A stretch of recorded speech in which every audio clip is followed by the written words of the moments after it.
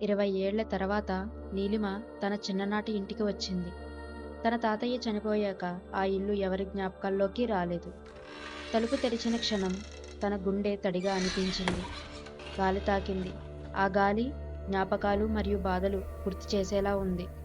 ఇల్లు మౌనంగా ఉంది. కానీ ఆ మౌనం ఏదో చెబుతుంది. బాహ్యంగా చూస్తే ఓ పాత ఇల్లు మాత్రమే. కానీ లోపల ఏదో దాగుంది.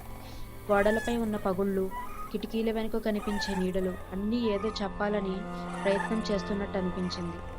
నీలిమకు ఇంట్లో అడుగుపెట్టిన క్షణం ఎవరో ఎప్పుడో ఆమె రావాలని ఎదురుచూస్తున్నట్టు అనిపించింది.